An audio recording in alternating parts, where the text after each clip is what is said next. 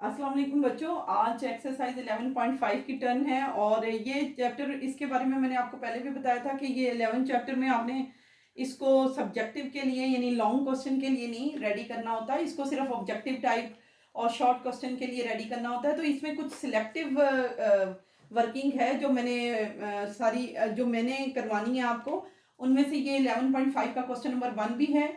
उसमें अगर आप इस क्वेश्चन नंबर 1 को देखें तो ये ए एक्स के ऊपर जो साइन लगा हुआ है ये आपको पता है लाइन का है। लाइन आपकी पैरेलल ए एक्स किसके है, बी वाई के। आप फिगर में भी देखें कि आपके पास ए एक्स एक लाइन है जो पैरेलल किसके है, बी वाई के, और बी वाई की लाइन पैरेलल किसके है, सी उसके बाद सी जी के, और इसी तरह डी यू और ई वी, और इस तरह से ये सारी लाइनें एक दूसरे के पैरेलल हैं। ये आपको नजर आ रही हैं। पैरेलल का मतलब है कि इनका डिस्टेंस रिमेन सेम। स्टार्ट से लेकर एंड तक इसके डिस्टेंस को जब भी आप मेजर करेंगे तो आप देखेंगे कि कहीं भी वो उनका डिस्टेंस कम या ज़्यादा नहीं होता, बल्कि वो एक ही जैसा डिस्टेंस रहता है। उसके बाद अब एंड ए बी, अब आप देख रहे हैं कि इसके ऊपर एक ट्रांसवर्सल है, जो इन पैरेलल लाइंस के ऊपर जो ट्रांसवर्सल उसमें जो सेगमेंट बन रहे हैं वो एक ए बी बन रहा है, फिर उसके बाद बी सी बन रहा है, फिर सी डी बन रहा है, फिर डी ई बन रहा है। इस तरह से ये कांग्रुएंट सारे सेगमेंट बन रहे हैं। ये चूंकि पैरेलल लाइन है, इस पर जो ट्रांसवर्सल से जो सेगमेंट बन रहे हैं वो सारे भी आपस में कांग्रुएंट हैं। अब वो कह रहे हैं कि अगर एम एन के जो अगर मैं यहाँ पर देखूं कि जो दूसरा ट्रांसवर्सल है उस पर एक एम एन सेगमेंट है और वो एम एन सेगमेंट उन्होंने कहा है कि 1 सेंटीमीटर का है, तो फिर मालूम करें एल एन और एल क्यू। अब मैं देखती हूँ कि एल एन और एल क्यू किधर है। एल से लेकर एन तक आपने मैयर करना है और एल से लेकर क्यू तक मैयर करना है। तो एल एन का मतलब क्या है कि एल एन के अंदर दो सेगमेंट आते हैं, एक एल एम आता है और एक एम एन आता है। एल एम और एम एन को ऐड करो तो आपके पास क्या बनता है, एल एन। यानी एल एन के लिए मेजरमेंट एल एन निकालने के लिए आपके पास दो सेगमेंट है, आपने वो लिख दिए, और उन दोनों सेगमेंट को डेफिनेटली वो किसके बराबर है, 1 सेंटीमीटर प्लस 1 सेंटीमीटर। चूंकि वो दो सेगमेंट है, इस तरह मेजरमेंट एल एन किसके बराबर होगी, 2। और दूसरा एल क्यू है। एल क्यू के अंदर देखें कितने सेगमेंट आते हैं, एक एल एम का है, एक एम एन का है और एक एम पी का है और फिर पी क्यू का है। ये सारे सेगमेंट टोटल कितने बनते हैं, 1 2 3 4। इन सारों को ऐड करो तो 4 सेंटीमीटर इसकी मेजरमेंट बनती है। इस तरह एल एन में दो सेगमेंट आते हैं 2 सेंटीमीटर और एल क्यू में 4 सेगमेंट आते हैं, तो आपके पास 4 कांग्रुएंट सेगमेंट आते हैं। तो ये 4 कांग्रुएंट सेगमेंट का मतलब यह है कि एल क्यू की मेजरमेंट आपके पास 4 सेंटीमीटर। क्वेश्चन नंबर 2 है, रिव्यू एक्सरसाइज की तरफ आ जाएं। अब रिव्यू एक्सरसाइज में ये जो क्वेश्चन नंबर 2 है उसको देख लेते हैं। यहाँ पर एक पैरेललोग्राम बनी हुई है और वो पैरेललोग्राम का नाम ABCD है। उसमें आप देखें कि उन्होंने जो AB है वो कांग्रुएंट है DC के, और BC जो है वो कांग्रुएंट है AD के। और ये क्या एक्सप्लेन यहाँ पर कर रहे हैं, इसमें ये बात हिडन है कि opposite sides are parallel and opposite sides are congruent. ये दोनों चीजें आपकी यहाँ क्लियर होती हैं कि opposite sides are parallel and opposite sides are congruent. जब ऑपोजिट साइड्स कांग्रुएंट होती हैं तो उनके जो अल्टरनेट एंगल्स हैं, आप देखें कि यहाँ पर एंगल 1 जो है वो एंगल 3 के कांग्रुएंट है और एंगल 2 जो है वो एंगल 4 के कांग्रुएंट है। तो इस तरह से इनकी जो दोनों के ऑपोजिट एंगल्स आर जो अल्टरनेट एंगल्स भी इसके कांग्रुएंट हैं। अब क्वेश्चन नंबर 3 की तरफ जाते हैं। तो क्वेश्चन नंबर 3 में भी आपके सामने फिगर है और फिगर में भी आपको नजर आ रहा है कि सारी अननोन्स है। आपके पास सिर्फ एक ही एंगल गिवन है और वो एंगल 75 डिग्री का है। और अब उसको उससे एक एंगल से बाकी सारे एंगल किस तरह से आपने मालूम करने हैं। तो ये पैरेललोग्राम की सारी प्रॉपर्टीज को यूज करते हुए हम इसके सारे एंगल्स और सारे अननोन्स को मालूम करेंगे। तो आपके पास सबसे पहले तो मैंने इसको y डिग्री किसके इक्वल आ गया, 75 डिग्री के।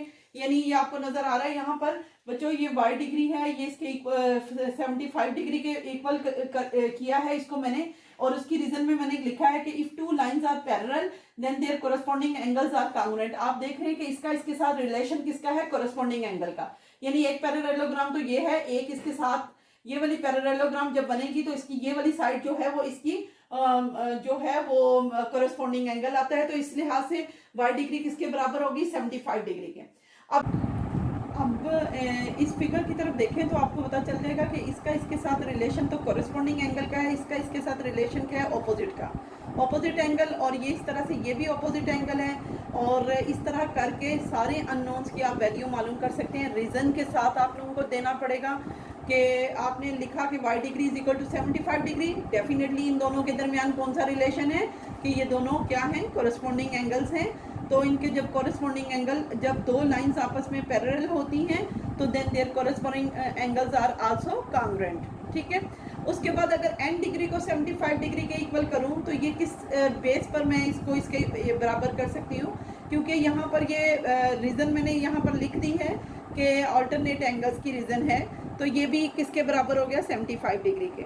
उसके बाद मैं x डिग्री की तरफ आती हूँ, तो x डिग्री क्या है, x डिग्री में मुझे, आपको पता है कि ये इस एक स्ट्रेट लाइन के ऊपर जो एंगल बन रहा है, ये एक इंटीरियर एंगल है, ये एक्सटीरियर एंगल है। ये इंटीरियर और एक्सटीरियर दोनों को अगर मैं सेमी सर्कल बना दूँ इसके ऊपर, तो ये एंगल कितने का बनता है, 180 का। तो x डिग्री लेने के लिए मुझे y डिग्री 180 से माइनस करनी पड़ेगी। तो मैंने लिख दिया x डिग्री किसके बराबर है, 180 minus y degree. y degree आपको पहले से पता है, जो आपने मालूम कर ली हुई है, y 180 से 75 माइनस करो तो x डिग्री किसके बराबर होगी, 105 की। अब जो इक्वल आपका x डिग्री है वो डेफिनेटली इक्वल वो किसके हो गया, m डिग्री के। वो उसकी वजह क्या है कि ये दोनों किस रिलेशन में एक दूसरे के साथ एग्जिस्ट कर रही है। यहाँ पर ये रिलेशन इनके दरमियान जो एग्जिस्ट कर रहा है वो कौन सा है, ऑपोजिट एंगल का। तो जो x डिग्री है वो m डिग्री है, और m डिग्री अब किसके बराबर आ गई आप लोगों के, 105 के। यानी ये भी 105, ये 105, और ये जो है 75 का, और ये यहाँ पर इसका रिलेशन भी 75। अब क्वेश्चन नंबर 4 को देखें रिव्यू एक्सरसाइज में, तो वहां पर भी फिगर आपको बनी हुई मिल जाएगी। इसमें भी आपको नजर आ रहा है कि ये एक ABCD एक पैरेललोग्राम है, उसमें आपने x और m को मालूम करना है। अब मैं देखती हूँ कि x किधर है, ये आपके पास x है और ये आपके पास m अननोन है। तो x को मालूम करने के लिए जाहिर है x, इसको मैं किसके बराबर रखूंगी, 55 डिग्री के। इसकी वजह आपको पता है कि जो ऑपोजिट एंगल होते हैं वो हमेशा इक्वल होते हैं। opposite angles of parallelogram या इन parallelogram opposite angles are congruent। तो इसलिए इस रेफरेंस से मैंने 11x डिग्री को 55 डिग्री के इक्वल रखा है। अब जाहिर है ये जो मल्टीप्लाइंग फैक्टर है इधर आके डिवाइड होगा, तो अब आपके पास x किसके बराबर आ गया, 5 के। और जब हम इसको जब मैंने मुझे m मालूम करना है, तो मैंने अब इसके लिए m उठाने के लिए जाहिर है मैंने a और d यानी एक सेम लाइन के जो एंगल होते हैं in the parallelogram is always supplementary. तो मैंने अब एंगल a और एंगल d दोनों को ऐड किया, तो ये सेम लाइन पर दोनों एंगल हैं, तो इन दोनों का एंगल का आंसर हमेशा किसके बराबर आएगा, 180 डिग्री के। तो एंगल a भी मेरे पास है और वो 55 है, एंगल d भी मेरे पास है, वो आपके पास 5m + 10 होल डिग्री। तो उसके बाद बराबर है वो किसके बराबर आ रहा है, 180 के। अब ये जो 55 ऐड हो रहा है उधर जाकर क्या हो जाएगा, माइनस। अब आपने क्या गेन किया है, 125। अब आप इस 125 में से ये प्लस का 10 उधर जाकर -10 हो जाएगा, और इस तरह पूरी इक्वेशन की तरह इसे सॉल्व करें तो आपके पास m किसके बराबर आ जाएगा, 23। क्वेश्चन नंबर 5 में गिवन फिगर LMNP दी हुई है और वो भी एक पैरेललोग्राम है। LMNP ये पैरेललोग्राम है, इसमें भी आपने वैल्यू किसकी मालूम करनी है, mn की। अगर मैं देखूं कि m किधर है, तो 4m + n में m मौजूद है और n जो है वो यहाँ पर भी मौजूद है। इस तरह से हम आराम से इस सारी इसको इसके इक्वल कर सकते हैं और इसको इसके इक्वल कर सकते हैं, और ये इस तरह इक्वेशन बन सकती है। और इक्वेशन में ये हम किस तरह से क्यों इसको इसके इक्वल किया है, क्योंकि ऑपोजिट साइड्स आर कांग्रुएंट। ये आप देख रहे हैं यहाँ पर मैंने इक्वल रखते हुए इस तरह पहली इक्वेशन बनाई, दूसरी इक्वेशन बनाई, ऑपोजिट साइड्स आर कांग्रुएंट करके इसकी रीजन लिख दी मैंने। अब आपको पता है कि इसमें आपको यहाँ पर भी जो है वो ये अगर देखा जाए तो ये इक्वेशन 8m - 4m = 8 है। इसमें मुझे एक वेरिएबल सेम करना है, तो मैं n को 4 को जो है वो अगर देखूं तो इसको भी सेम कर सकती हूँ, इसको भी सेम कर सकती हूँ। मैंने इसको सेम किया, मैंने इसके लिए सेम करने के लिए यानी इसको 8m बनाने के लिए 2 से मल्टीप्लाई किया, तो मुझे 2 से सारे को मल्टीप्लाई करना पड़ा। तो मैंने इसको मल्टीप्लाई किया ये 2 से, तो ये 8m आ गया, ये 2m आ गया, और यहाँ पर 20 मैंने गेन कर लिया। अब आपको पता है कि जब वेरिएबल सेम आ जाए तो एक लाइक टर्म आपने एक तरह की सेम टर्म इकट्ठी कर ली है, तो जाहिर है वो ऑपोजिट साइन के साथ कट होती है। तो उसके लिए मैंने जाहिर है सब्ट्रैक्ट किया, इसको मल्टीप्लाइंग इक्वेशन 2 बाय 2 किया और सब्ट्रैक्ट द इक्वेशन 2 फ्रॉम 1 किया मैंने। तो ये आप देख रहे हैं यहाँ पर सब्ट्रैक्शन के साथ ही साइन सबके चेंज हो गए हैं। उसके बाद आपने जो रिजल्ट गेन किया यहाँ से -6n है और -12 है, ये -6 और -12 से डिवाइड हुआ तो आंसर इज 2, यानी n की वैल्यू आपने 2 गेन कर ली। अब किसी भी एक इक्वेशन में n की वैल्यू रखें तो आपके पास m की वैल्यू आएगी। आपने 4m + n लिखा इज इक्वल टू 10, यानी सेकंड वाली इक्वेशन लिखी और उसमें वैल्यू कौन सी पुट कर दी, n की। तो आप देख रहे हैं कि आपने लास्ट में result m is equal to 2 gain कर दिया। क्वेश्चन नंबर 7 में ये जो 6 की तरह वही फिगर चलेगी यहाँ पर, और क्वेश्चन की डिमांड ये है कि आपने एंगल m मालूम करना है और एंगल p मालूम करना है। अगर आप देखें तो m भी आपके पास नहीं है, p भी नहीं है, जबकि उन्होंने l और n दिया हुआ है। l एंगल जो था वो आपका 55 था पिछली फिगर के अकॉर्डिंग। मैंने फिगर यहाँ नहीं बनाई, लेकिन आप अगर देख लें तो आपकी फिगर जो है वो पिछले क्वेश्चन वाली फिगर ही है। उसमें अब आपने m और p मालूम करना है, ये दोनों अपोजिट एंगल है m और p। तो जाहिर है कि m और p मालूम करने के लिए मुझे पहले तो m में मालूम कर लेती हूँ, क्योंकि वह l के साथ रिलेट है। तो मेजरमेंट एंगल l और m जो है दोनों को मैंने ऐड किया, ये सेम साइड के एंगल है। तो जो सेम साइड के एंगल होते हैं ये हमेशा सप्लीमेंट्री होते हैं पैरेललोग्राम में। तो यहाँ पर मैंने LM दोनों को ऐड किया एंगल्स को, तो वो किसके बराबर हो गया, 180 डिग्री के। और इसकी रीजन में मैंने लिख दिया बेस एंगल आर सप्लीमेंट्री। उसमें L गिवन है और उस जो इधर 55 ऐड हो रहा है उधर जाकर क्या हो जाएगा माइनस, और आपके पास एंगल जो है M 125 आ जाएगा। अब जब आपने एंगल M मालूम कर लिया तो एंगल P मालूम करने के लिए डेफिनेटली एंगल M के ऑपोजिट एंगल P है। तो इसको मैं जो एंगल M है वो एंगल P के बराबर रख दूंगी और वो किसके बराबर आ जाएगा 125 डिग्री। और इसकी रीजन में मैंने क्या लिख दिया, ऑपोजिट एंगल आर कांग्रुएंट। इस तरह आप एंगल M भी मालूम कर लेंगे और एंगल P भी मालूम कर लेंगे। क्वेश्चन नंबर 1 एक्सरसाइज 11.1 का है। ये बड़ा इंपॉर्टेंट क्वेश्चन है, ये लाजमी 2 नंबर का आ जाता है सवाल। इसमें देखिए क्वेश्चन नंबर 1 में एक एंगल पैरेललोग्राम में 130 डिग्री का दिया हुआ है आप लोगों को, और वो कह रहे हैं बाकी सारे रिमेनिंग एंगल मालूम करें।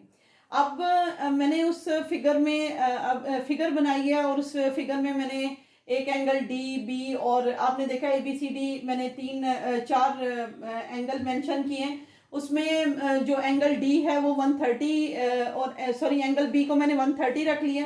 अब एंगल बी जो है वो एंगल डी के बराबर आ गया है। वजह क्या है, ऑपोजिट एंगल आर कांग्रुएंट। इस तरह से जो एंगल बी है वो एंगल डी है। रीजन इसको बराबर रखने की क्या है कि opposite angle of the parallelogram are always congruent. इस तरह मैंने एंगल बी से एंगल डी मालूम कर लिया। अब मेरे पास मैंने डी और बी को तो ऑपोजिट एंगल करके इक्वल कर लिया। बाकी रिमेनिंग एंगल मैंने कैसे मालूम करने हैं, रिमेनिंग एंगल के लिए मैंने ए को बी के साथ ऐड किया तो ये बेस एंगल आर सप्लीमेंट्री में आ जाएगा। तो सप्लीमेंट्री का सम किसके बराबर होता है 180 के, और रीजन मैंने लिख दी बेस एंगल आर सप्लीमेंट्री। तो जो बी का एंगल है वो तो पहले ही गिवन था 130, जो इधर ऐड हो रहा है 130 उधर जाकर क्या हो जाएगा माइनस। और इस तरह इक्वेशन की तरह इसको सॉल्व करें तो ए का एंगल आपने 50 डिग्री मालूम कर लिया। अब जो एंगल ए है वही एंगल आपका सी है और इसकी रीजन में ऑपोजिट एंगल्स आर कांग्रुएंट। इस तरह से एक एंगल गिवन हो पैरेललोग्राम में तो सारे एंगल आप फाइंड कर सकते हैं। इसी तरह का सेम क्वेश्चन नंबर 2 है, वो आप खुद इसकी वर्किंग करें। और ये 11.1 एक्सरसाइज इस तरह से आपके क्वेश्चन 1 मैंने कर दिया, क्वेश्चन 2 आप सॉल्व कीजिएगा और इसी पैटर्न पे आपने सॉल्व करना है।